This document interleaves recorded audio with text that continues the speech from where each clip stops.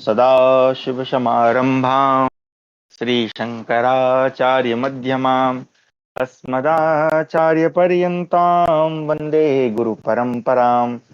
ध्येयं सदा परिभवग्नमभीष्टदोहम् तीर्थास्पदं शिवविरञ्चिनुतं शरण्यं विद्यार्थिहं प्रणतपालभवाब्धिपोतं वन्दे महापुरुषते चरणारविन्दम्।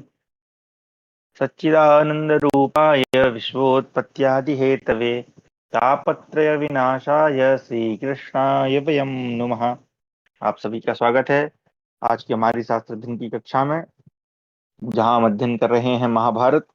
इसके पूर्व की जो कक्षा थी उसमें हमने अध्ययन किया कि जो भीमसेन, अर्जुन और जो कौरव है नकुल सहदेव इत्यादि, उनको जो है अर्जुन अब पुनः मिल गए हैं और अब वो जो है जो गंधमादन पर्वत पर थे वहां से अब लौट रहे हैं।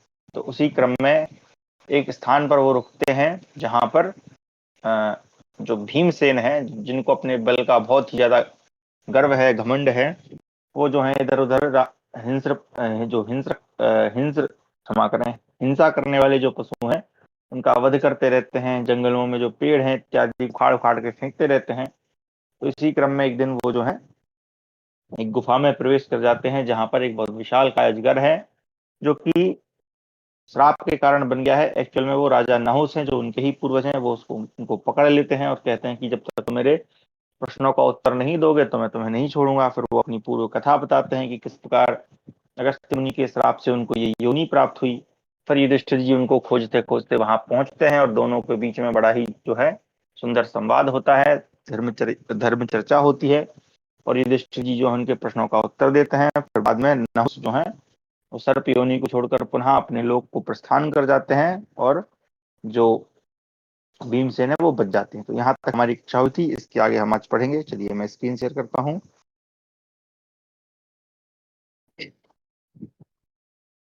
तो हमारा है द्वयशीत्यधिक यानी कि 182वां अध्याय। 182, हाँ ठीक, 182वां अध्याय। यहाँ से हमारी मार्कंडेय समस्या पर्व उपपर्व जो है वो आरंभ होता है, वन पर्व का। वर्षा और शरद ऋतु का वर्णन एवं युधिष्ठिर आदि का पुनः द्वैत वन से काम्यक वन में प्रवेश। वैशंपायनोवाचो निदाघान्तकरः कालः सर्वभूत सुखावह तत्रैव वशां तेषां प्रावृट् समुपद्यतो छादयन्तो महाघोषाखं दिशश्च बलाहका प्रवर्षुदिवारात्रता सततं तदा तपात्यनिकेताश्च सत्सोऽथ सहस्रशः अपेतार्कप्रभाजाला सविद्युद् विमलः प्रवाह। वैशंपायन जी कहते हैं, जन्मेजय, तदनंतर ग्रीष्म ऋतु की समाप्ति सूचित करने वाला वर्षा काल आया, जो समस्त प्राणियों को सुख देने वाला था। पांडव अभी द्वैत वन में ही थे, उसी समय वर्षा ऋतु आ गई। तब काले काले मेघ जोर जोर से गर्जना करते हुए आकाश और दिशाओं में छा गए और दिन रात निरंतर जल की वर्षा करने लगे। वे वर्षा में तंबू के समान जान पड़ते थे। उनकी संख्या सैकड़ों और हजारों तक पहुंच गई। उन्होंने सूर्य के प्रभाव पुंज को तो ढक दिया सॉरी प्रभाव पुंज को तो ढक दिया था और विद्युत की निर्मल प्रभा धारण कर ली थी। धरती पर घास जम गई थी, मतवाले डांस और सर्प आदि विचरने लगे थे। पृथ्वी जल से अभिषिक्त होकर शांत और सबके लिए मनोरम हो गई। अब वो इतना पानी भर गया कि ऊंचा नीचा समतल नदी तथा पेड़ पौधे आदि का पता नहीं चलता था।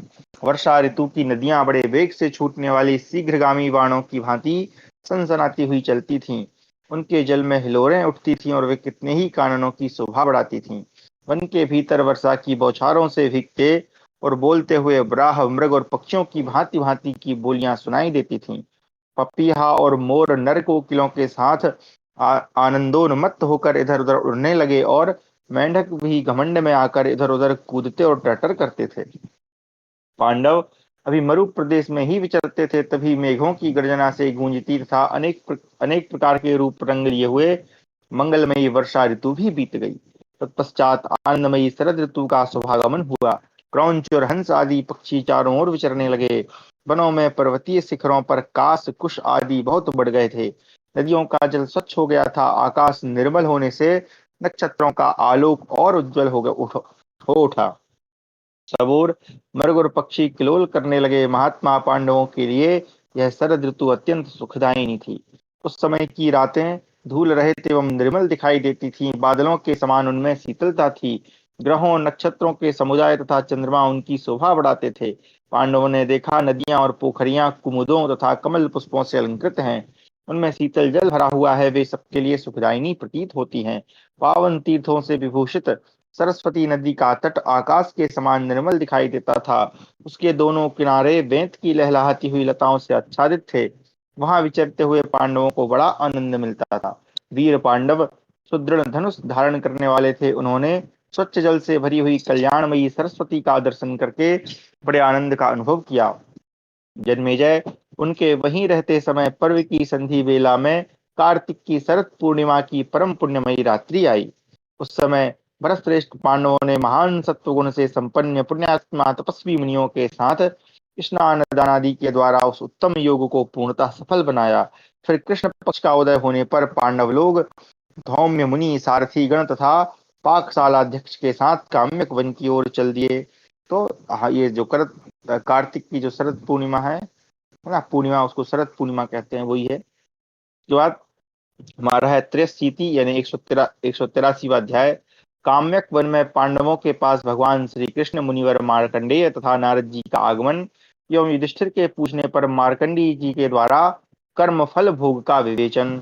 वैशंपायनोवाच काम्यकम प्राप्य कौरव्यम युधिष्ठिरप्रोगमः कृतातिथ्या मुनिगणैः निषेदुषः कृष्णया ततस्तान् परिविश्वस्तान् वस्तः पाण्डुनन्दनान् ब्राह्मणा बहवस्तत्र समन्तात् पर्यवारयन् तथा ब्रवीद्विजः कश्चित् अर्जुनस्य प्रियः सखा स एष्यति महाबाहु वशी शौरीरुदाद रुदारधीः विदिता हि हरेयुयोमिहायाता कुरुद्वः सदा हि दर्शनाकांक्षी श्रेयोन्वेषी च वो हरिः। वैशंपायन जी कहते हैं, कुरुनंदन जन्मेजय, काम्यक वन में पहुंचने पर वहां के मुनियों ने युधिष्ठिर आदि पांडवों का यथोचित आदर सत्कार किया। फिर वे द्रौपदी के साथ वहां रहने लगे। जब वे विश्वास पात्र पांडव वहां निवास करने लगे, तब बहुत से ब्राह्मणों ने आकर सबोर से उन्हें घेर लिया और उन्हीं के साथ रहने लगे। तदनंतर एक दिन एक ब्राह्मण आया। उसने यह सूचना दी कि सबको वश में रखने वाले उदार बुद्धि महाबाहु भगवान श्री कृष्ण, जो अर्जुन के प्रिय सखा हैं, अभी यहाँ पधारेंगे। कुरुश्रेष्ठ पांडवों, आप लोगों का यहाँ आना भगवान श्री कृष्ण को ज्ञात हो चुका है। वे सदा आपको देखने के लिए उत्सुक रहते हैं और आपके कल्याण की बात सोचते रहते हैं। एक शुभ समाचार और है। चिरंजीवी महातपस्वी मार्कंडेय मुनि, जो स्वाध्याय और तपस्या में संलग्न रहा करते हैं, शीघ्र ही आप लोगों से मिलेंगे। तो ये वही मार्कंडेय जी हैं जिनको हम अष्ट चिरंजीवियों में गिनते हैं। और जो मार्कंडेय पुराण है वो भी कहा जाता है कि इनके द्वारा ही संभवतः रचित है। ब्राह्मण इस प्रकार की बातें कह ही रहा था कि शैव्य और सुग्रीव नामक अश्वों से जुते हुए रथ द्वारा अर्थियों में श्रेष्ठ भगवान श्री कृष्ण वहां आते हुए दिखाई दिए। जैसे सची के साथ इंद्र आए हों, उसी प्रकार सत्यभामा के साथ देवकी नंदन श्री हरि उन कुरुकुल शिरोमणि पांडवों से मिलने वहां आए। परम बुद्धिमान श्री कृष्ण ने रथ से उतरकर बड़ी प्रसन्नता के साथ धर्मराज युधिष्ठिर तथा बलवानों में श्रेष्ठ भीम को विधि पूर्वक प्रणाम किया। फिर धौम्य मुनि का पूजन किया। तत्पश्चात नकुल सहदेव ने आकर उनके चरणों में मस्तक झुकाए। इसके बाद निद्रा विजयी अर्जुन को हृदय से लगाकर श्री कृष्ण ने द्रौपदी को भली भांति सांत्वना दी। परम प्रिय वीरवर अर्जुन को दीर्घ काल के बाद आया देख शत्रुदमन श्री कृष्ण ने उन्हें बार बार हृदय से लगाया। इसी प्रकार श्री कृष्ण की प्यारी रानी सत्यभामा ने भी पांडवों की प्रिय पत्नी पांचाली का आलिंगन किया। तदनंतर पत्नी और पुरोहित सहित समस्त पांडवों ने कमल नयन भगवान श्री कृष्ण का पूजन किया और सबके सब ने घिर कर बैठ गए। सर्वज्ञ भगवान श्री कृष्ण असुरों को भय भी करने वाले कुंतीनंदन अर्जुन से मिलकर उसी प्रकार सुशोभित हुए जैसे परमात्मा साक्षात भगवान भूतनाथ शंकर कार्तिकेय से मिलकर शोभा पाते हैं। तदनंतर कीटधारी अर्जुन ने गद के बड़े भाई भगवान श्री कृष्ण को वनवास के सारे वृत्तांत यथार्थ रूप से बतलाकर पुनः उनसे पूछा, सुभद्रा और अभिमन्यु कैसे हैं? भगवान मधुसूदन ने अर्जुन, द्रौपदी तथा पुरोहित धौम्य का सम्मान करके सबके साथ बैठकर राजा युधिष्ठिर की प्रशंसा करते हुए कहा, राजन, पांडुनंदन, राज्य लाभ की अपेक्षा धर्म महान है। धर्म की वृद्धि के लिए तप को ही प्रधान साधन बताया गया है। आप सत्य और सरलता आदि सद्गुणों के साथ साथ स्वधर्म का पालन करते हैं, अतः आपने इस लोक और परलोक दोनों को जीत लिया है। आपने सबसे पहले ब्रह्मचर्य आदि व्रतों का पालन करते हुए संपूर्ण वेदों का अध्ययन किया है, तत्पश्चात संपूर्ण धनुर्वेद की शिक्षा प्राप्त की है। इसके बाद क्षत्रिय नरेश के अनुसार धन का उपार्जन करके समस्त प्राचीन यज्ञों का अनुष्ठान किया है। नरेश्वर, जिसमें गवारों की आसक्ति हुआ करती है, उस स्त्री संबंधी भोग में आपका अनुराग नहीं है। आप कामना से प्रेरित होकर कुछ नहीं करते और धन के लोभ से धर्म का त्याग नहीं करते, इसी प्रभाव से धर्मराज कहलाते हैं। राजन, आपने राज्य धन और भोगों को भी पाकर सदा दान सत्य क्षमा करें आपने राज्य धन और भोगों को भी पाकर सदा दान सत्य तप श्रद्धा बुद्धि क्षमा और धृति इन सद्गुणों से ही प्रेम किया है।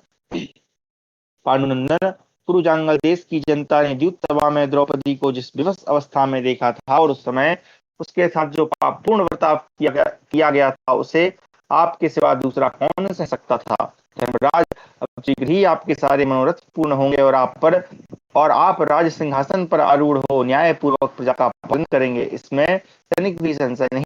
यदि आपकी वनवास विषयक प्रतिज्ञा पूरी हो जाए तो हम सब लोग आपके विरोधी कौरवों को दंड देने के लिए उद्यत हैं। तदनंतर यदुकुल सिंह भगवान श्री कृष्ण ने धौम्य युधिष्ठिर भीमसेन नकुल सहदेव और द्रौपदी की ओर देखते हुए कहा, सौभाग्य की बात है कि आप लोगों के द्वारा की हुई मंगल कामना से किरीटधारी अर्जुन अस्त्र विद्या के पारंगत विद्वान होकर आनंद लौटाए हैं। इसके बाद दशाहर कुल के स्वामी श्री कृष्ण जो अपने सुहृदों से घिरे हुए थे, यज्ञसेन कुमारी द्रौपदी से बोली, कृष्ण ने अर्जुन से मिलकर तेरी सारी कामना सफल हो गई। यह बड़े आनंद की बात है। तेरे पुत्र बड़े सुशील है, धनुर्वेद में उनका विशेष अनुराग है। वे अपने सुहृदों सहित सत्पुरुषों द्वारा आचरित सदाचार और धर्म का पालन करते हैं। कृष्ण, तुम्हारे पिता और भाइयों ने राज्य तथा राज्य की उपकरणों अर्थात यान वाहन आदि की सुविधा दिखाकर अनेक बार आमंत्रित किया, तो भी तुम्हारे बच्चे अपने नाना यज्ञसेन और मामा धृष्टद्युम्न आदि के घरों में रहना पसंद नहीं करते, वहां उनका मन नहीं लगता है। कृष्ण, उनका धनुर्वेद में विशेष प्रेम है। वे आनर्त देश में ही कुशल पूर्वक जाकर वृष्णिपुरी द्वारका में रहते हैं। वहां रहकर उन्हें देवताओं के लोक में भी जाने की इच्छा नहीं होती। मतलब इनके जो बच्चे हैं वो श्री कृष्ण जी के पास थे संभवतः, मतलब संभवतः क्या ये लिखा है तो उस हिसाब से उनके पास होंगे। आगे, उन बालकों को तुम सदाचार की जैसी शिक्षा दे सकती हो, आर्या कुंती भी उन्हें जैसा सदाचार सिखा सकती हैं, वैसी शिक्षा देने की योग्यता सुभद्रा में भी है। वह बड़ी सावधानी के साथ वैसी ही शिक्षा देकर उन सब बालकों को सदाचार में प्रतिष्ठित करती है। कृष्ण, रुक्मिणी नंदन प्रद्युम्न जिस प्रकार अनिरुद्ध अभिमन्यु सुनीत और भानु को धनुर्वेद की शिक्षा देते हैं, उसी प्रकार वे तुम्हारे पुत्रों के भी शिक्षक और संरक्षक हैं। शिक्षा देने में निपुण और आलस्य रहित कुमार अभिमन्यु तुम्हारे सूरवीर पुत्रों को गदा और ढाल तलवार के दांव पेच सिखाते हैं, अन्यान्य अस्त्रों की भी शिक्षा देते हैं, साथ ही रथ चलाने और घोड़े हाँकने की कला भी सिखाते हैं। वे सदा उनकी शिक्षा दीक्षा में संलग्न रहते हैं। अस्त्र शस्त्रों के प्रयोग की उत्तम शिक्षा दे उनके लिए उन्होंने विधि पूर्वक नाना प्रकार के शस्त्र भी दे रखे हैं।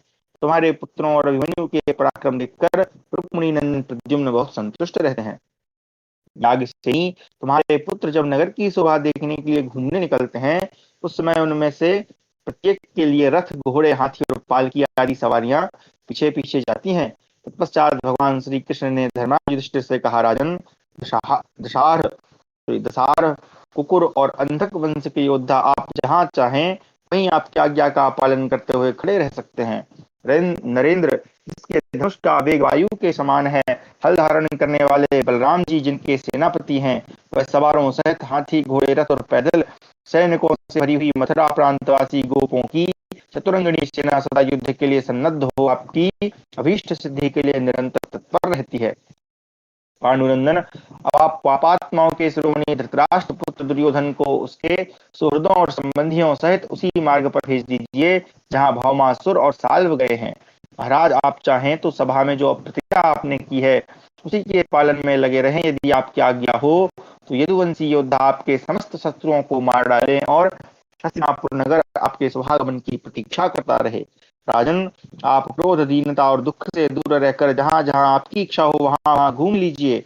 तत्पश्चात शोक रहे तो अपनी प्रसिद्ध और उत्तम राजधानी हस्तिनापुर में प्रवेश कीजिएगा। पुरुषोत्तम भगवान श्री कृष्ण ने अपना मत अच्छी तरह व्यक्त कर दिया था। उसे जानकर महात्मा धर्मराज ने भगवान केशव की भूरी भूरी प्रशंसा की और हाथ जोड़कर उनकी ओर देखते हुए कहा, केशव, इसमें संदेह नहीं कि आप ही पांडवों के अवलंब हैं। कुंती के हम सभी पुत्र आपकी ही शरण में हैं। जब समय आएगा तो आप पुनः अपने इस कथन के अनुसार सब कार्य करेंगे, इसमें संदेह नहीं है। भगवान, हमने आपकी प्रतिज्ञा के अनुसार 12 वर्षों का सारा समय निर्जन वनों में ही घूमकर बिता दिया है। अब अज्ञातवास की अवधि भी विधि पूर्वक पूर्ण कर लेने पर हम समस्त पांडव आपकी आज्ञा के अधीन हो जाएंगे। नाथ, आपकी भी बुद्धि सदा ऐसी ही बनी रहे, ये पांडव सदा सत्य के पालन में संलग्न रहें। प्रभो, दान धर्म से युक्त हम सभी कुंती पुत्र, सेवक, परिजन, स्त्री, पुत्र तथा बंधु बांधवों सहित केवल आपकी ही शरण में हैं। वैशंपायन जी कहते हैं, भारत, भगवान श्री कृष्ण और धर्मराज युधिष्ठिर जब इस प्रकार बातें कर रहे थे, उसी समय अनेक सहस्त्र वर्षों की अवस्था वाले तपोवृद्ध धर्मात्मा महातपस्वी मार्कंडेय मुनि आते दिखाई दिए। वे रूप और दाता आदि गुणों से संपन्न तथा अजर अमर थे। वे बड़े बूढ़े होने पर भी वे ऐसे दिखाई दे रहे थे मानो 25 वर्ष की अवस्था के तरुण हों।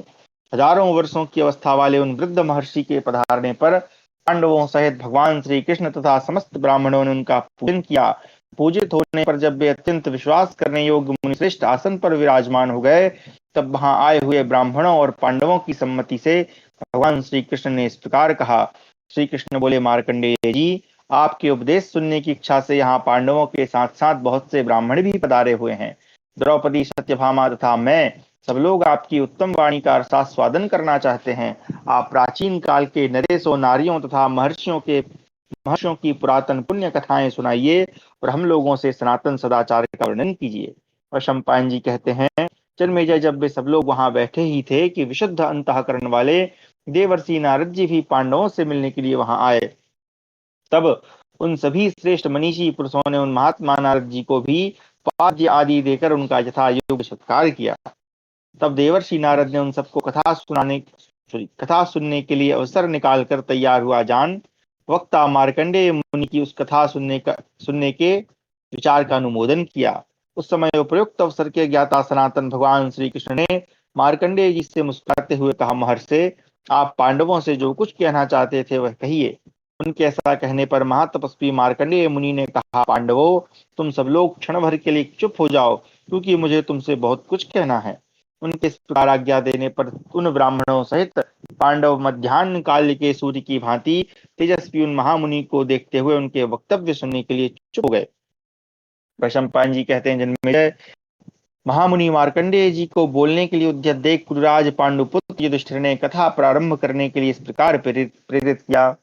महामुने, आप देवताओं, दैत्यों, ऋषियों, महात्माओं तथा समस्त राजर्षियों के चरित्रों को जानने वाले प्राचीन महर्षि हैं। हमारे मन में दीर्घकाल से यह इच्छा थी कि हमें आपकी ये सेवा और सत्संग का सुअवसर मिले। ये देवकी नंदन भगवान श्री कृष्ण भी हमसे मिलने के लिए यहाँ पधारे हैं। ब्रह्मन, जब मैं अपने को सुख से वंचित पाता हूँ और दुराचारी धृतराष्ट्र पुत्रों को सब प्रकार से समृद्धिशाली होते देखता हूँ, तब स्वभावतः ही मेरे मन में एक विचार उठता है। मैं सोचता हूँ, सोभर अशुभ कर्म करने वाला जो पुरुष है, वह अपने उन कर्मों का फल कैसे भोगता है तथा ईश्वर उन कर्म फलों का रचयिता कैसे होता है। ब्रह्मवेत्ताओं में श्रेष्ठ मुनीश्वर सुख और दुख की प्राप्ति कराने वाले कर्मों में मनुष्यों की प्रवृत्ति कैसे होती है। मनुष्य का किया गया कर्म इस लोक में ही उसका अनुसरण करता है अथवा पारलौकिक शरीर में भी। श्रेष्ठ देहधारी जीव अपने शरीर का त्याग करके जब परलोक में चला जाता है, तब उसके शुभ और अशुभ कर्म उसको कैसे प्राप्त करते हैं। इहलोक और परलोक में जीव का उन कर्मों के फल से किस प्रकार संयोग होता है। भृगुनंदन, कर्मों का फल इसी लोक में प्राप्त होता है या परलोक में प्राणी की मृत्यु हो जाने पर उसके कर्म कहाँ रहते हैं। मार्कंडेय जी बोले, वक्ताओं में श्रेष्ठ युधिष्ठिर, तुम्हारा यह प्रश्न यथार्थ और युक्ति संगत है। तुम्हें जानने सभी बातों का ज्ञान है, तो भी तुम केवल लोक मर्यादा की रक्षा के लिए यह प्रश्न उपस्थित करते हो। मनुष्य इहलोक या परलोक में जिस प्रकार सुख और दुख भोगता है, इसके विषय में तुम्हें अपना विचार बताऊंगा। तुम एकाग्र चित्त होकर सुनो। सर्वप्रथम प्रजापति ब्रह्मा जी उत्पन्न हुए। उन्होंने जीवों के लिए निर्मल तथा विशुद्ध शरीर बनाए, साथ ही धर्म का ज्ञान कराने वाले धर्म शास्त्रों को प्रकट किया। उस समय के सब मनुष्य उत्तम व्रत का पालन करने वाले तथा सत्यवादी थे। उनका अभीष्ट फल विषयक संकल्प कभी व्यर्थ नहीं होता था। गुरुश्रेष्ठ वे सभी मनुष्य ब्रह्म स्वरूप पुण्यात्मा और चिरजीवी थे। सभी स्वच्छंदता पूर्वक आकाश मार्ग से उड़कर देवताओं से मिलने जाते और स्वच्छंद जारी होने के कारण इच्छा होते ही पुनः वहां से लौट आते थे। वे अपनी इच्छा होने पर ही मरते और इच्छा के अनुसार ही जीवित रहते थे। स्वतंत्रता पूर्वक सर्वत्र विचरण करते थे। उनके मार्ग में बाधाएं बहुत कम आती थीं। उन्हें कोई भय नहीं होता था। वे उपद्रव शून्य तथा पूर्ण काम थे। देवताओं तथा महात्मा ऋषियों के समुदाय का उन्हें प्रत्यक्ष दर्शन होता था। वे सभी धर्मों को प्रत्यक्ष करने वाले जितेंद्रिय तथा ईर्ष्या से रहित होते थे। उनकी आयु हजारों वर्षों की होती थी और वे हजार हजार पुत्र उत्पन्न किया करते थे। तदनंतर कुछ काल के पश्चात भूतल पर विचरने वाले मनुष्य काम और क्रोध के वशीभूत हो गए। वे छल कपट और दंभ से जीविका चलाने लगे। उनके मन को लोभ और मोह ने दबा लिया। इन दोषों के कारण उन्हें इच्छा न होते हुए भी अपना शरीर त्यागने के लिए विवश होना पड़ा। वे पाप परायण हो अपने अशुभ कर्मों के फलस्वरूप पशु पक्षी आदि की योनियों में जाने और नरक में गिरने लगे। विचित्र सांसारिक योनियों में बारंबार जन्म लेकर दुख से संतप्त होने लगे। उनकी कामनाएं और उनके संकल्प, उनके ज्ञान सभी निष्फल थे। उनकी स्मरण शक्ति क्षीण हो गई। वे सभी परस्पर संदेह करते हुए एक दूसरे के लिए क्लेशदायक बन गए। उनके शरीर में प्रायः उनके अशुभ कर्मों के चिन्ह यानी कोढ़ आदि जो रोग हैं, यहाँ अनुवादक ने ब्रैकेट में लिखा है, यानी जो रोग हैं वो होने लगे। कोई अधम कुल में जन्म लेते, कोई बहुत से रोगों के शिकार रहते, कोई दुष्ट स्वभाव के हो जाते। उनमें से कोई भी प्रतापी नहीं होता था। इस प्रकार पाप कर्मों में प्रवृत्त होने वाले पापियों की आयु उनके कर्मानुसार बहुत कम हो गई। उनके पाप कर्मों के भयंकर फल प्रकट होने लगे। वे सभी अपनी अभीष्ट वस्तुओं के लिए दूसरों के सामने हाथ फैलाकर याचना करने लगे। कितने ही नास्तिक और विचलित चित्त हो गए। कुंती नंदन, इस संसार में मृत्यु के पश्चात जीव की गति उनके अपने अपने कर्मों के अनुसार ही होती है। परंतु मरने के बाद ज्ञानी और अज्ञानी की कर्म राशि कहाँ रहती है? कहाँ रहकर वह पुण्य व पाप का फल भोगता है? इस दृष्टि से तुमने जो प्रश्न किया है उसके उत्तर में मैं सिद्धांत बता रहा हूं, सुनो।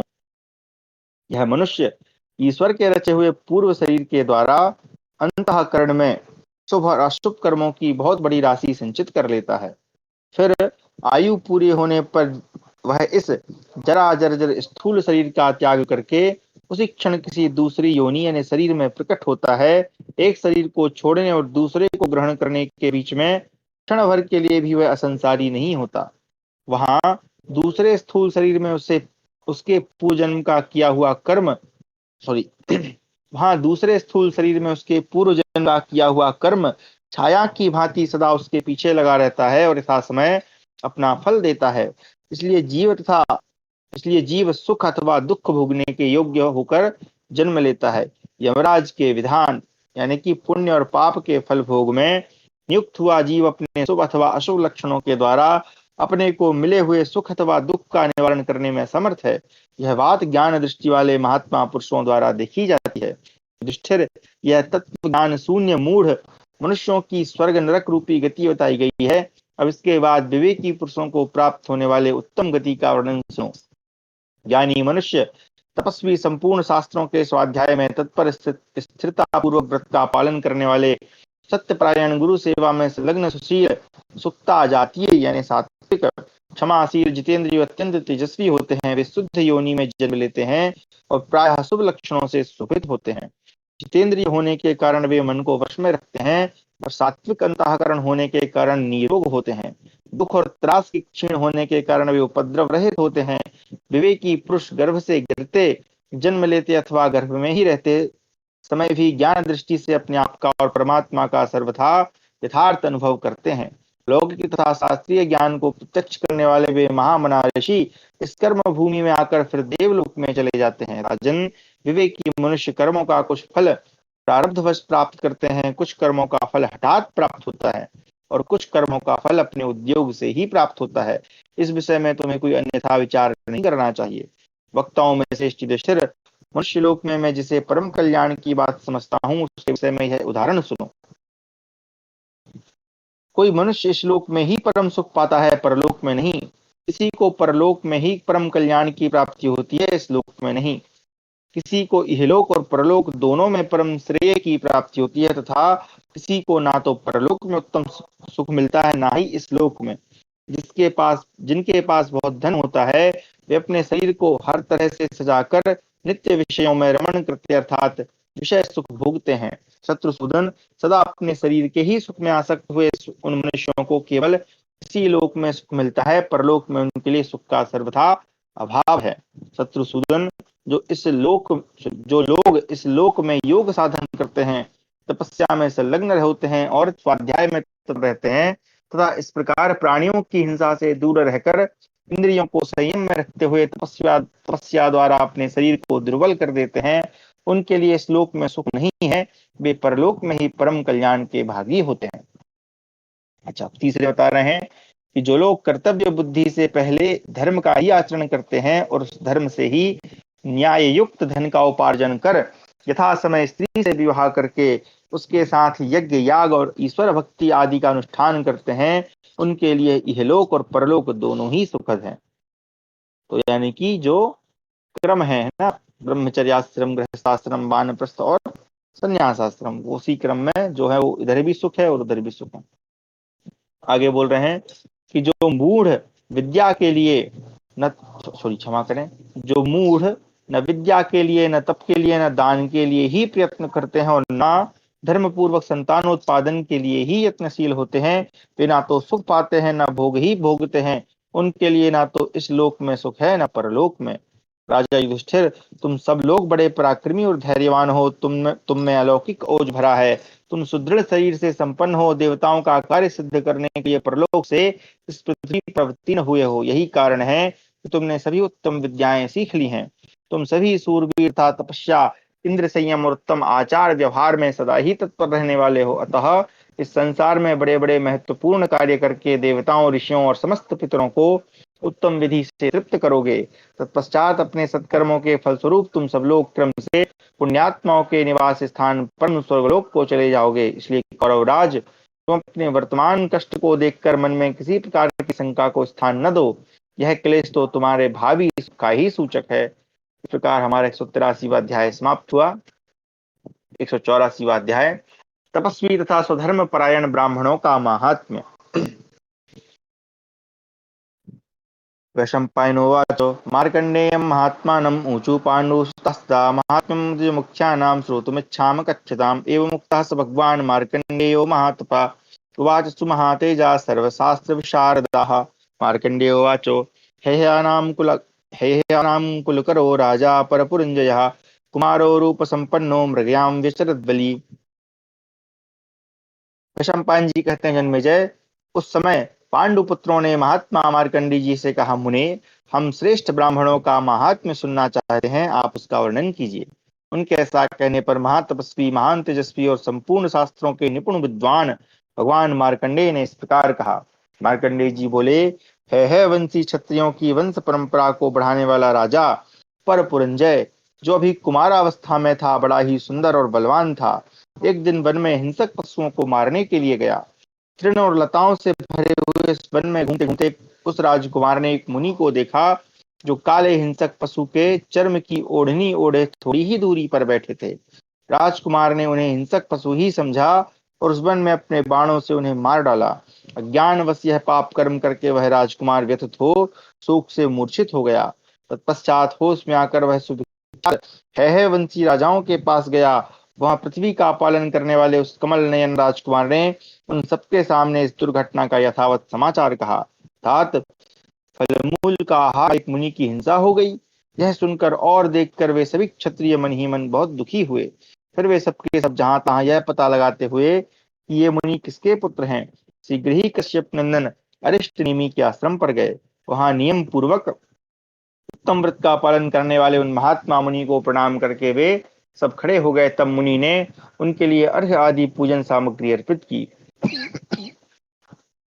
यह देखकर उन्होंने उन महात्मा से कहा, मुने, हम अपने दूषित कर्म के कारण आपसे सत्कार पाने योग्य नहीं रह गए हैं। हमसे एक ब्राह्मण की हत्या हो गई है। यह सुनकर उन ब्रह्मर्षि ने कहा, आप लोगों से ब्राह्मण की हत्या कैसे हुई और वह मरा हुआ ब्राह्मण कहाँ है, बताइए। तो सब लोग एक साथ मेरी तपस्या का बल देखिएगा। उनके इस प्रकार पूछने पर क्षत्रियों ने मुनि के वध का सारा समाचार उनसे ठीक ठीक कह सुनाया और उन्हें साथ लेकर उसी स्थान पर आए जहां मुनि की हत्या हुई थी। किंतु उन्होंने वहां मरे हुए मुनि की मैंने यहाँ लास्ट लिखा, चलो उसको पढ़ देता हूँ मैं। किंतु उन्होंने वहां मरे हुए मुनि का शव नहीं देखा। फिर तो वे लज्जित होकर इधर उधर उसकी खोज करने लगे। स्वप्न की भांति उनकी चेतना लुप्त सी हो गई। तब मुनिवर अरिष्ट नेमि ने उनसे कहा, पर पुरंजय, तुम लोगों ने जिसे मार डाला था वह यही ब्राह्मण तो नहीं? राजाओं, यह मेरा तपोबल संपन्न पुत्र है। राजन, उन महर्षि को जीत हुआ देख वे सभी क्षत्रिय बड़े विस्मित हुए और कहने लगे, यह तो बड़े आश्चर्य की बात है। ये मरे हुए मुनि यहाँ कैसे लाए गए और किस प्रकार इन्हें जीवन मिला? क्या यह तपस्या की ही शक्ति है जिससे ये फिर जीवित हो गए? ब्राह्मण, हम सब यह रहस्य सुनना चाहते हैं, यदि सुनने योग्य हो तो कहिए। तब महर्षि ने उन क्षत्रियों से कहा, राजाओं, हम लोगों पर मृत्यु का वश नहीं चलता। इसका क्या कारण है यह मैं तर्क और युक्ति के साथ संक्षेप में बता रहा हूँ। श्रेष्ठ नृपतिगण, हम लोगों पर मृत्यु का प्रभाव क्यों नहीं पड़ता यह बताते हैं, सुनिए। हम शुद्ध आचार विचार से रहते हैं, आलस्य से रहित हैं, प्रतिदिन संध्योपासन के परायण रहते हैं, शुद्ध अन्न खाते हैं और शुद्ध रीति से न्याय पूर्वक धनोपार्जन करते हैं। यही नहीं, हम लोग सदा ब्रह्मचर्य व्रत के पालन में लगे रहते हैं। हम लोग केवल सत्य को ही जानते हैं, कभी झूठ में मन नहीं लगाते और सदा अपने धर्म का पालन करते रहते हैं। इसलिए हमें मृत्यु से भय नहीं है। ब्राह्मणों के जो कर्म हैं उन्हीं की हम चर्चा करते हैं, उनके दोषों का बखान नहीं करते हैं। इसलिए हमें मृत्यु से भय नहीं है। हम अतिथियों को अन्न और जल से तृप्त करते हैं। हमारे ऊपर जिनके भरण पोषण का भार है उन्हें हम पूरा भोजन देते हैं और उन्हें भोजन कराने से बचा हुआ अन्न हम स्वयं भोजन करते हैं। अतः हमें मृत्यु से भय नहीं है। हम सदा सम दम क्षमा तीर्थ सेवन और दान में तत्पर रहने वाले हैं तथा पवित्र देश में निवास करते हैं, इसलिए भी हमें मृत्यु से भय नहीं है। इतना ही नहीं, हम लोग तेजस्वी पुरुषों के देश में निवास करते हैं, अर्थात सत्य पुरुषों के समीप रहा करते हैं। इस कारण से भी हमें मृत्यु से भय नहीं होता। ईर्ष्या रहित राजाओं, ये सब बातें मैंने तुम्हें संक्षेप से सुनाई हैं। अब तुम सब लोग एक साथ यहाँ से जाओ, तुम्हें ब्रह्म हत्या के पाप से भय नहीं रहा। भरतश्रेष्ठ, यह सुनकर उन है वंशी क्षत्रियों ने एवं अस्तु कहकर महामुनि अरिष्ट नेमि का सम्मान एवं पूजन किया और प्रसन्न होकर अपने स्थान को चले गए। इस प्रकार हमारे 184वां अध्याय समाप्त हुआ। 185वां अध्याय ब्राह्मण की महिमा के विषय में अत्रि मुनि तथा राजा पृथु की प्रशंसा। मार्कंडेय वाचो, भूयैव महाभाग्यम ब्राह्मणानां निबोध मे, वेन्यो नामेह राजर्षि अश्वमेधाय दीक्षितः, तमत्रिं गन्तुमारेभे वित्तार्थमिति न श्रुतं, भूयोऽर्थं नानुरुध्यत सा धर्मव्यक्तिः निदर्शनात्, चिन्त्य महातेजा मन्वेवान्वरोचयत्, धर्मपत्नीं समाहूय पुत्रांश्चेदम् उवाचः। मार्कंडेय जी कहते हैं, राजन, ब्राह्मणों का और भी महात्म्य मुझसे सुनो। पूर्व काल में बेन के पुत्र राजर्षि पृथु ने, जो यहाँ वैन्य के नाम से प्रसिद्ध थे, इसी समय अश्वमेध यज्ञ की दीक्षा ली। उन दिनों महात्मा अत्रि ने धन मांगने की इच्छा से उनके पास जाने का विचार किया। यह बात हमारे सुनने में आई है, परंतु ऐसा करने से उनको अपना धर्मात्मापन प्रकट करना पड़ता है, इसलिए उन्होंने धन के लिए अनुरोध नहीं किया। महातेजस्वी अत्रि ने मन ही मन कुछ सोच विचार कर तपस्या के लिए वन में ही जाने का निश्चय किया और अपनी धर्म पत्नी तथा पुत्रों को बुलाकर प्रकार कहा, हम लोग वन में रहकर तप द्वारा धर्म का बहुत अधिक उपद्रव शून्य फल पा सकते हैं, अतः शीघ्र वन में चलने का विचार तुम सब लोगों को रुचिकर होना चाहिए, क्योंकि ग्राम में जीवन की अपेक्षा वन में रहना अधिक लाभप्रद है। अत्रि की पत्नी भी धर्म का ही अनुसरण करने वाली थी। उसने यागादि के रूप में धर्म के ही विस्तार पर दृष्टि रखकर पति को उत्तर दिया, अपननाथ, आप धर्मात्मा राजा वैन्य के पास जाकर अधिक धन की याचना कीजिए। वे राजर्षि इन दिनों यज्ञ कर रहे हैं, अतः इस अवसर पर यदि आप उनसे मांगेंगे तो वे आपको अधिक धन देंगे। ब्रह्म से वहां से प्रचुर धन लाकर भरण पोषण करने योग्य इन पुत्रों को बांट दीजिए, फिर इच्छानुसार वन को चाहिए। धर्मज्ञ महात्माओं ने यही परम धर्म बताया है। अत्रि बोले, महाभागे, महात्मा गौतम ने मुझसे कहा था कि बेन पुत्र राजा पृथु धर्म और अर्थ के साधन में संलग्न रहते हैं, वे सत्यव्रती हैं। परंतु एक बात विचारनीय है, वहां उनके यज्ञ में जितने ब्राह्मण रहते हैं वे सभी मुझसे द्वेष रखते हैं। यही बात गौतम ने भी कही है, इसलिए मैं वहां जाने का विचार नहीं कर रहा हूँ। यदि मैं वहां जाकर धर्म अर्थ और काम से युता कल्याणमयी वाणी भी बोलूंगा तो वे उससे धर्म और अर्थ के विपरीत ही बताएंगे, अर्थात निरर्थक सिद्ध करेंगे। तथापि महाप्राज्ञे मैं वहां अवश्य जाऊंगा, मुझे तुम्हारी बात ठीक जचती है। राजा पृथु मुझे बहुत सी गौएं तो देंगे ही, पर्याप्त धन भी देंगे। ऐसा कहकर महातपस्वी अत्रि शीघ्र ही राजा पृथु के यज्ञ में गए। यज्ञ मंडप में पहुंचकर उन्होंने उस राजा का मांगलिक वचनों द्वारा स्तवन किया और उनका समादर करते हुए इस प्रकार कहा। अत्रि बोले, राजन, तुम इस भूतल के सर्वप्रथम राजा हो, अतः धन्य हो, सब प्रकार के ऐश्वर्य से संपन्न हो। महर्षिगण तुम्हारी स्तुति करते हैं, तुम्हारे सिवा दूसरा कोई नरेश धर्म का ज्ञाता नहीं है। उनकी यह बात सुनकर महातपस्वी गौतम मुनि ने कुपित होकर कहा। गौतम बोले, अत्रे, फिर कभी ऐसी बात मुंह से न निकालना। तुम्हारी बुद्धि एकाग्र नहीं। यहाँ हमारे प्रथम प्रजापति के रूप में साक्षात इंद्र उपस्थित हैं।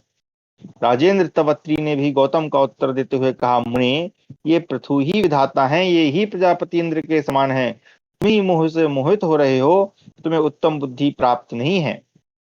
गौतम बोले, मैं नहीं मोह में पड़ा हूँ, तुम ही यहाँ आकर मोहित हो रहे हो। मैं खूब समझता हूँ, तुम राजा से मिलने की इच्छा लेकर ही भरी सभा में स्वार्थवश उनकी स्तुति कर रहे हो।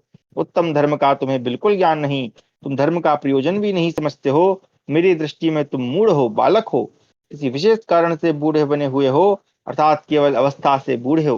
मुनियों के सामने खड़े होकर जब वे दोनों इस प्रकार विवाद कर रहे थे, उस समय उन्हें देखकर जिनका यज्ञ में पहले से वर्ण हो चुका था, वे ब्राह्मण पूछने लगे, ये दोनों कैसे लड़ रहे हैं? किसने इन दोनों को महाराज पृथु के यज्ञ मंडप में घुसने दिया? ये दोनों जोर जोर से बातें करते और झगड़ते यहाँ किस काम से खड़े हैं? उस समय परम धर्मात्मा एवं संपूर्ण धर्मों के ज्ञाता कणाद ने सब सदस्यों को बताया कि ये दोनों किसी विषय को लेकर परस्पर विवाद कर रहे हैं, उसी के निर्णय के लिए यहाँ आए हैं। अच्छा, कणाद मुनि है। अब ये वैशेषिक वाले कणाद मुनि है कि नहीं, भगवान जाने। एक मिनट श्लोक में देखूं जरा। प्रवेशाकेन दित्तोऽयम् उभयो वैन्य संसदि उच्चैः संविभाषन्तो केन कार्येण अधिष्ठितौ तथा परम धर्मात्मा काश्यपः सर्वधर्मवित् विवादिना अनुप्राप्तौ तावुभौ प्रत्यवेदित। यहाँ पे श्लोक में अगर देखें तो वहां पे काश्यप आया है। काश्यप का मतलब कश्यप के पुत्र, या हम उनको शिष्य भी कह सकते हैं, क्योंकि शिष्य परंपरा में भी जैसे कश्यप से कोई शिष्य परंपरा में है तो उसको भी काश्यप कहते होंगे। तो यहाँ अनुवादक ने कणाद लिखा है, संभवतः आगे उनका नाम आ सकता है। ठीक है। तब गौतम ने सदस्य रूप से बैठे हुए उन श्रेष्ठ मुनियों से कहा, श्रेष्ठ ब्राह्मणों, हम दोनों के प्रश्नों को आप लोग सुने। अत्रि ने राजा पृथु को विधाता कहा है, इस बात को लेकर हम दोनों में महान संशय एवं विवाद उपस्थित हो गया है। यह सुनकर वे महात्मा मुनि युक्त संशय का निवारण करने के लिए तुरंत ही धर्मज्ञ सनत कुमार जी के पास दौड़े गए। उन महातपस्वी की सब बातें यथार्थ रूप से सुनकर उनसे यह धर्म एवं अर्थयुक्त वचन कहा। सनत कुमार बोले, ब्राह्मण क्षत्रिय से और क्षत्रिय ब्राह्मण से संयुक्त हो जाए तो वे दोनों मिलकर शत्रुओं को उसी प्रकार दग्ध कर डालते हैं जैसे अग्नि और वायु परस्पर सहयोगी होकर कितने ही वनों को भस्म कर डालते हैं। राजा धर्म रूप से विख्यात है, वही प्रजापति इंद्र, शुक्राचार्य, धाता और बृहस्पति भी है।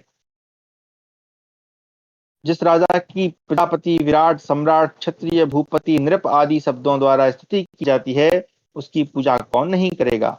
पुरा योनि यानी प्रथम कारण, युधाजित यानी संग्राम विजयी, अभिया यानी रक्षा के लिए सर्वत्र गमन करने वाला, मुदित यानी प्रसन्न, भव यानी ईश्वर, प्रणेता यानी स्वर्ग की प्राप्ति कराने वाला, सहजित यानी तत्काल विजय करने वाला, तथा बभ्रू यानी विष्णु, इन नामों द्वारा राजा का वर्णन किया जाता है। राजा सत्य का कारण, प्राचीन बातों को जानने वाला तथा सत्य धर्म में प्रवृत्ति कराने वाला है। अधर्म से डरे हुए ऋषियों ने अपना ब्राह्मण क्षत्रियों में स्थापित कर दिया था। जैसे देवलोक में सूर्य अपने तेज से संपूर्ण अंधकार का नाश करता है, उसी प्रकार राजा इस पृथ्वी पर रहकर अधर्मों को सर्वथा हटा देता है। अतः शास्त्र प्रमाण पर दृष्टिपात करने से राजा की प्रधानता सूचित होती है, इसलिए जिसने राजा को प्रजापति बतलाया है उसी का पक्ष उत्कृष्ट सिद्ध होता है। चलिए भैया, मार्कंडेय जी कहते हैं, तदनंतर एक पक्ष की उत्कृष्टता सिद्ध हो जाने पर महामना राजा पृथु बड़े प्रसन्न हुए और जिन्होंने उनकी पहले स्तुति की थी उन अत्रि मुनि से इस प्रकार बोले, ब्रह्मर्षि, आपने यहाँ मुझे मनुष्यों में प्रथम यानी भूपाल जैसे इसको हम इस प्रकार देख सकते हैं कि मनुष्यों में प्रथम, जैसे हमारे यहाँ जो राष्ट्रपति हैं उनको भी हम फर्स्ट क्या बोलते हैं, मतलब नागरिक, प्रथम नागरिक बोलते हैं। उसी प्रकार से श्रेष्ठ ज्येष्ठ तथा संपूर्ण देवताओं के समान बताया है, इसलिए मैं आपको प्रचुर मात्रा में नाना प्रकार के रत्न और धन दूंगा, सुंदर वस्त्राभूषणों से विभूषित सहस्रों युवती दासियां अर्पित करूंगा तथा 10 करोड़ स्वर्ण मुद्रा और 10 हार सोना भी दूंगा। विप्र से ये सब वस्तुएं आपको अभी दे रहा हूं, मैं समझता हूं आप सर्वज्ञ हैं। तो महान तपस्वी और तेजस्वी अत्रि मुनि राजा से समादृत हो न्याय पूर्वक मिले हुए उस संपूर्ण धन को लेकर अपने घर को चले गए। फिर मन पर संयम रखने वाले वे महामुनि पुत्रों को प्रसन्नता पूर्वक वह सारा धन बांटकर तपस्या का शुभ संकल्प लेकर, शुभ संकल्प मन में लेकर वन में ही चले गए। इस प्रकार हमारा 185वां अध्याय समाप्त हुआ। 186वां अध्याय तार्क्ष मुनि और सरस्वती का संवाद। अच्छा, ये अलग अलग कथाएं सुना रहे हैं, चलो बढ़िया। मार्कंडेय वाचो अत्र विचा सरस्वत्यां गीतं परपुरंजया पृष्ट्या मुनिना वीरो शृणुताक्षिण्य धीमता। तार्क्ष्वाचो किं नु श्रेयः पुरश्चेह भद्रे कथं कुर्वन्नच पिते स्वधर्मात्। आचक्ष्व मे चारु सर्वांगी कुर्यां त्वया शिष्टाच्युपेयं स्वधर्मात्। कथं वाग्नी जुहुयां पूजये वा कस्मिन् काले केन धर्मो न नश्येत्।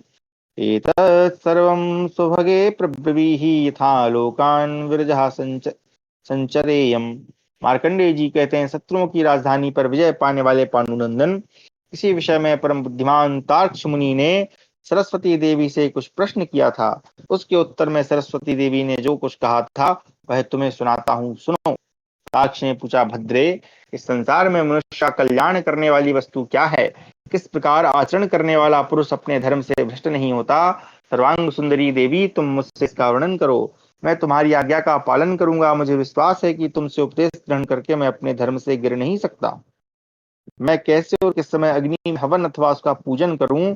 क्या करने से धर्म का नाश नहीं होता? सुबह ये तुम सारी बातें मुझसे बताओ, जिससे मैं रजोगुण रहित होकर संपूर्ण लोकों में विचरण करूं।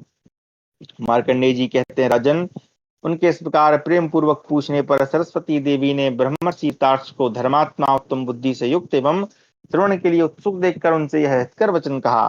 सरस्वती बोली, मुने, जो प्रमाद छोड़कर पवित्र भाव से नित्य स्वाध्याय करता है और अर्ची आदि मार्गों से प्राप्त होने योग्य सगुण ब्रह्म को जान लेता है, वह देवलोक से उठकर ब्रह्मलोक में जाता है और देवताओं के साथ प्रेम संबंध स्थापित कर देता है। यहाँ पे अर्ची का मतलब अर्चना उससे ले सकते हैं। एक बार मैं श्लोक पढ़ लूं।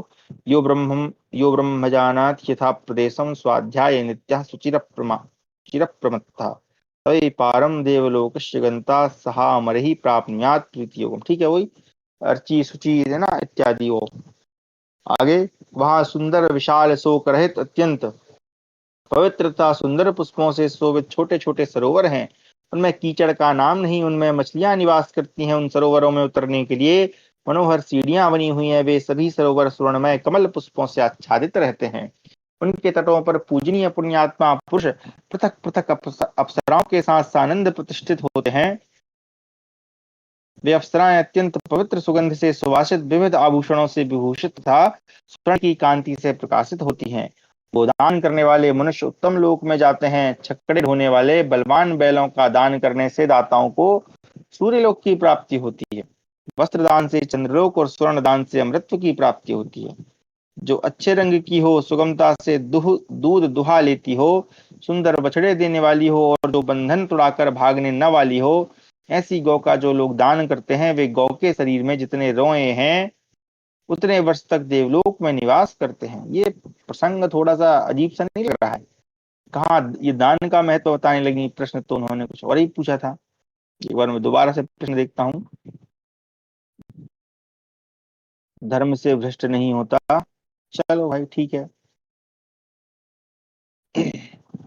जो मनुष्य अच्छे स्वभाव वाले, अत्यंत शक्तिशाली, हल खींचने वाले, गाड़ी का बोझ ढोने में समर्थ, बलवान और तरुण अवस्था वाले बैल का दान करता है, वह धेनु दान करने वाले पुरुष से 10 गुने पुण्य लोक प्राप्त करता है। जो कांसे की दोहनी वस्त्र, उत्तरकालिक दक्षिणा द्रव्य के साथ कपिला गौ का दान करता है, उसकी दी हुई वह गौ उन गुणों के साथ कामधेनु बनकर परलोक में दाता के पास पहुंच जाती है। उस धेनु के शरीर में जितने रोए हैं उतने वर्षों तक दाता गोदान के पुण्य फल का उपभोग करता है। साथ ही वह गो परलोक में दाता के पुत्रों पौत्रों एवं 7 पीढ़ी तक के समूचे कुल का उद्धार करती है। जो सोने के बने हुए सुंदर सींग, कांस के दुग्ध पात्र, द्रव्य तथा ओढ़ने के वस्त्र और दक्षिणा सहित तिल की धेनु का ब्राह्मण को दान करता है, उसके लिए वशुओं के लोग सुलभ हो जाते हैं। जैसे महासागर में डूबते हुए मनुष्य को अनुकूल वायु के सहयोग से चलने वाली नाव बचा लेती है, उसी प्रकार जो अपने कर्मों द्वारा काम क्रोध आदि दानों से घिरे हुए घोर अज्ञान अंधकार से परिपूर्ण नरक में गिर रहा है, उसे गोदान जनित पुण्य परलोक में उबार लेता है। जो ब्राह्म विवाह की विधि से दान करने योग्य कन्या का श्रेष्ठ वर को दान करता है, ब्राह्मण को भूदान देता है और विधि पूर्वक अन्यान्य वस्तुओं का दान संपन्न करता है, वह इंद्रलोक में जाता है। दाक्ष, जो सदाचारी पुरुष संयम नियम का पालन करते हुए 7 वर्षों तक अग्नि में आहुति देता है, वह अपने सत्कर्मों द्वारा अपने साथ ही 7 पीढ़ी तक की भावी संतानों को और 7 पीढ़ी पूर्व तक के पितामहों को भी पवित्र कर देता है। दाक्ष ने पूछा, मनोहर रूप वाली देवी, मैं पूछता हूँ कि अग्निहोत्र का प्राचीन नियम क्या है, यह बताओ। तुम्हारे उपदेश करने से आज मुझे यहाँ अग्निहोत्र के प्राचीन नियम का ज्ञान हो जाए। सरस्वती ने कहा, मुने, जो अपवित्र है, जिसने हाथ पैर भी नहीं धोए हैं, जो वेद के ज्ञान से वंचित है, जिसे वेदार्थ का कोई अनुभव नहीं है, ऐसे पुरुष को अग्नि में आहुति नहीं देनी चाहिए। देवता दूसरों के मनोभाव को जानने की इच्छा रखते हैं, वे पवित्रता चाहते हैं, अतः श्रद्धाहीन मनुष्य के दिए हुए हविष्य को ग्रहण नहीं करते। वेद मंत्रों का ज्ञान न रखने वाले पुरुष को देवताओं के लिए हविष्य प्रदान करने के कार्य में नियुक्त न करें, क्योंकि वैसा मनुष्य जो हवन करता है वह व्यर्थ हो जाता है। तार्क्ष, अश्रोत्रिय पुरुष को वेद में अपूर्व कुलशील से अपरिचित कहा गया है, अतः वैसा पुरुष अग्निहोत्र का अधिकारी नहीं है। अब इसको एक बार जरा देख लें क्या है। ये पारिभाषिक भाषा है। जैसे इसका लिखा है कि जैसे मनुष्य अपरिचित पुरुष का दिया हुआ अन्न नहीं खाता, उसी प्रकार अश्रोत्रिय का दिया हुआ भविष्य देवता नहीं स्वीकार करते। यहाँ पे अश्रोत्रिय का अर्थ होता है जिसने वेद ना पढ़े हो, जो ना श्रुति, आपने सुना हुआ शब्द, तो जो जिसके अंदर श्रुति नहीं है ना, जो अश्रोत्रिय है, श्रोत्र नहीं है जिसके पास, वो जो तप से कृश हो, यानी जो तप के कारण दुबला हो, सत्यव्रत का पालन करते हुए प्रतिदिन श्रद्धा पूर्वक हवन करते हैं और हवन से बचे हुए अन्न का भोजन करते हैं, पवित्र सुगंध से भरे हुए गौओं के लोक में जाते हैं और वहां परम सत्य परमात्मा का दर्शन करते हैं। ताक्ष ने पूछा, सुंदर रूप वाली सौभाग्यशालिनी देवी, तुम आत्मा स्वरूप हो तथा परलोक के विषय में एवं कर्म फल के में प्रविष्ट हुई अत्यंत उत्कृष्ट बुद्धि हो। प्रज्ञा देवी भी तुम्ही हो, तुम्ही को दोनों रूपों में जानकर मैं पूछता हूँ, बताओ वास्तव में तुम क्या हो। सरस्वती बोली, मुने, मैं विद्या रूपा सरस्वती और श्रेष्ठ ब्राह्मणों के अग्निहोत्र से यहाँ तुम्हारे संशय का निवारण करने के लिए आई हूँ। तुम श्रद्धालु हो, तुम्हारा सानिध्य पाकर ही मैंने यहाँ ये पूर्वोक्त सत्य बातें यथार्थ रूप से बताई हैं, क्योंकि आंतरिक श्रद्धा भाव में ही मेरी स्थिति है। ताक्ष ने पूछा, सौभगे, तुम्हारी जैसी दूसरी कोई नारी नहीं, तुम साक्षात लक्ष्मी जी की भांति अत्यंत प्रकाशमान दिखाई देती हो। तुम्हारा यह परम कांतिमान स्वरूप अत्यंत दिव्य है, साथ ही तुम दिव्य प्रज्ञा भी धारण करती हो, उसका क्या कारण है। सरस्वती बोली, नरश्रेष्ठ विद्वन, याज्ञिक लोग यज्ञों में जो श्रेष्ठ कार्य करते हैं अथवा श्रेष्ठ वस्तुओं का संकलन करते हैं, उन्हीं से मेरी पुष्टि तथा तृप्ति होती है, और विप्रवर, उन्हीं से मैं रूपवती होती हूँ। विद्वन, उन यज्ञों में जो समिधा, श्रुवा आदि वृक्ष से उत्पन्न होने वाली वस्तुएं, स्वर्ण आदि तेजस वस्तुएं तथा व्रीहि आदि पार्थिव वस्तुएं, व्रीहि यानी आप बाल्टी या पात्र समझ सकते हैं, या दोने को भी कहते हैं, ठीक है। पार्थिव वस्तुएं उपयोग में लाई जाती हैं। पार्थिव का मतलब होता है, पार्थिव होता है ना जिसके अंदर कोई मतलब चेतना ना हो, वो उन्हीं के द्वारा दिव्य रूप तथा प्रज्ञा से संपन्न में मेरे स्वरूप की पुष्टि होती है। बात तुम अच्छी तरह समझ लो। साक्ष ने पूछा, देवी, जिसे परम कल्याण स्वरूप मानते हुए मुनिजन अत्यंत विश्वास पूर्वक इंद्रियों आदि का निग्रह करते हैं तथा जिस परम मोक्ष स्वरूप में धीर पुरुष प्रवेश करते हैं, उस शोक रहित परम मोक्ष पद का वर्णन करो। क्योंकि जिस परम मोक्ष पद को सांख्य योगी और कर्म योगी जानते हैं, उस सनातन मोक्ष तत्व को मैं नहीं जानता। सरस्वती बोली, स्वाध्याय रूप योग में लगे हुए तथा तब को ही धन मानने वाले योगी व्रत पुण्य और योग के साधनों से जिस प्रख्यात परात्पर एवं पुरातन पद को प्राप्त कर शोक रहित तथा मुक्त हो जाते हैं, वही सनातन ब्रह्म पद है। वेद वेदता भी उसी परम पद का आश्रय लेते हैं। उस पर ब्रह्म में ब्रह्मांड रूपी एक विशाल वेद का वृक्ष है, जो भोग स्थान रूपी अनंत शाखाओं से युक्त तथा शब्दादि विषय रूपी पवित्र सुगंध से संपन्न है। उस ब्रह्मांड रूपी वृक्ष का मूल अविद्या है। उस अविद्या रूपी मूल से भोग वासना में अंदर बहने वाली अनंत नदियां उत्पन्न होती हैं। वे नदियां ऊपर से तो रमणीय और पवित्र सुवास से युक्त प्रतीत होती हैं तथा मधु के समान मधुर एवं जल के समान तृप्तिकारक विषयों को बहाया करती हैं, परंतु वास्तव में वे सब भुने हुए जौ के फल के समान, क्षमा करें, परंतु वे वास्तव में भुने हुए जौ के समान फल देने में असमर्थ, कुओं के समान अनेक छिद्रों वाली, हिंसा में हिंसा से मिल सकने वाली अर्थात मांस के समान अपवित्र, सूखे साग के समान सार शून्य और खीर के समान रुचिकर लगने वाली होने पर भी कीचड़ के समान चित्त में मलिनता उत्पन्न करती हैं। बालू के कणों के समान परस्पर विलग एवं ब्रह्मांड रूपी वेद के वृक्ष की शाखाओं में बहने वाली हैं। मुने, इंद्र, अग्नि और पवन आदि मरुद गणों के साथ देवता लोग जिस ब्रह्म को प्राप्त करने के लिए श्रेष्ठ यज्ञों द्वारा उसका पूजन करते हैं, वह मेरा परम पद है। इस प्रकार हमारा 186वां अध्याय हुआ। शिक्षा को भी हम यहीं विराम देते हैं। आगे हम पढ़ेंगे वैवस्वत मनु का चरित्र तथा मत्स्य अवतार की कथा।